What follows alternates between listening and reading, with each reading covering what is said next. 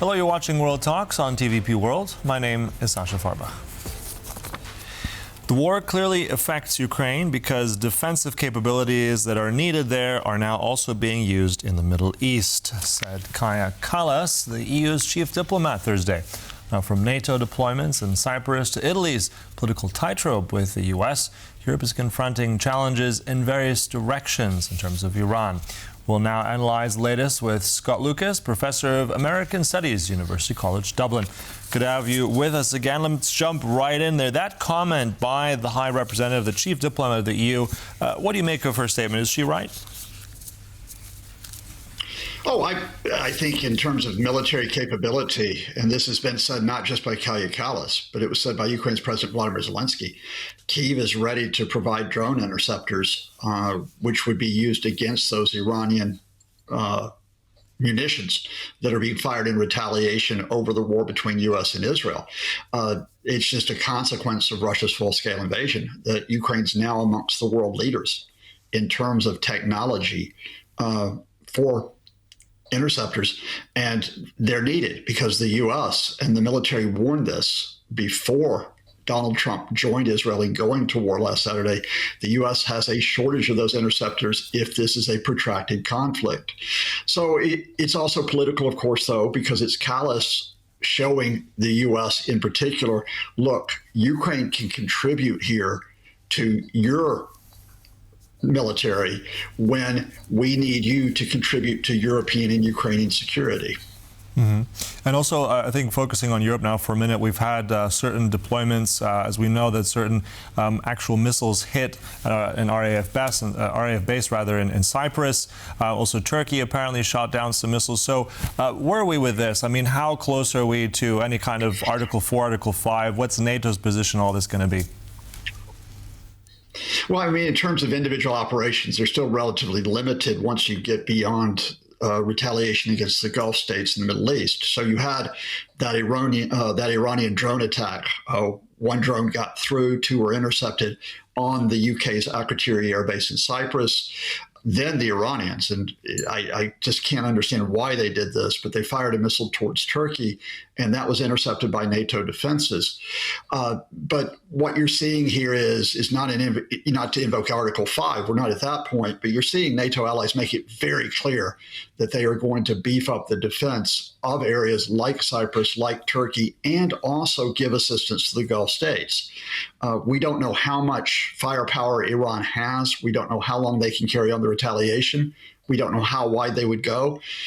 But the reality here is that in what is an uncontained war, you have to make these preparations. Mm-hmm. Also, we're talking about war, but let's also talk economics for a minute. This has just come out. This is interesting in terms of oil, the economy. A waiver, apparently, from the United States to India, a 30-day waiver that they can resume importing Russian gas, Russian oil. I mean, this was so important to Trump. This is important to Ukraine to kind of hem in sanctions, hem in the Kremlin. What does this say? Is this the strategy coming undone? What kind of damage is this going to have?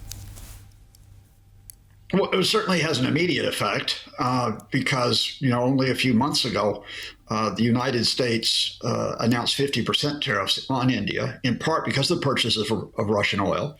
But even more seriously, the U.S. sanctions on Russian oil companies, on Rosneft and Gazprom, included secondary sanctions, which meant that 6 of 7 Indian refiners cut their purchases from Russia. And a reminder, India is Russia's second largest customer. I think the longer-term effects, it depends on whether this is just a 30-day waiver or goes beyond. If it's a 30-day waiver, it means just simply that oil is in transit, can now be imported by the Indians without penalty. If you go beyond the 30 days, then India can make purchases of new shipments because, of course, that's the way it works. It takes time for oil to be transported. So I'd say it's not good news, certainly not good news in terms of that we need enforcement of sanctions against the Russians, but it could be limited in its damage provided it does not carry on through the spring. Mm-hmm. So oil, economics, everything tied together. Also, one thing we're getting information. I mean, we don't know the scale of it yet. Apparently, it's only a small number at this point in time. But if we're looking at the scale of this, migration concerns are there. We have a statement here in light of everything that happened from the Swedish migration minister, who says here, I'm quoting, so far there are no signs of major movements, but the situation could change very quickly. Don't want that repeated. What we're looking back at 2015, the refugee crisis across Europe. How much is that also weighing in this, and how close are we, in your mind, to this really going back to what we saw in 2015? We're not there yet with respect to Iran. We're in the seventh day of the war. It is causing immense destruction, and it is killing civilians as well as the military.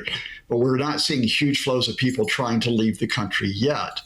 But it's an uncontained war, and we're also seeing that Israel is expanding attacks on Lebanon, including ordering the more than 500,000 people to evacuate their homes in southern Beirut last night.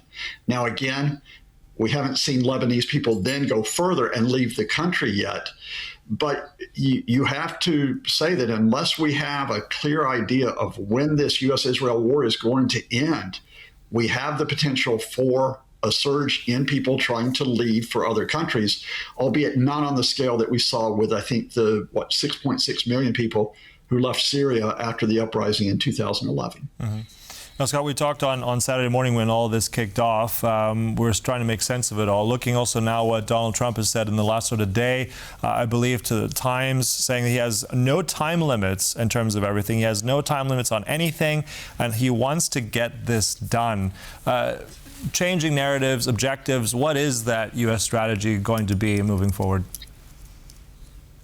Here's a tip to the news media. Never headline with Donald Trump's latest statement. Go to what the reality is here.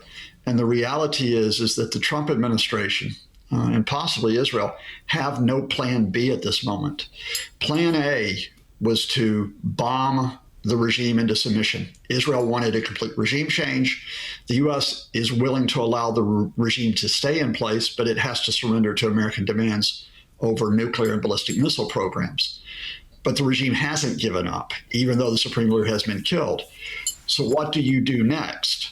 I think, it's going to be difficult for the Trump camp to put American boots on the ground inside Iran. The U.S. population is quite averse to that. There are still memories of Iraq 2003 and of Afghanistan.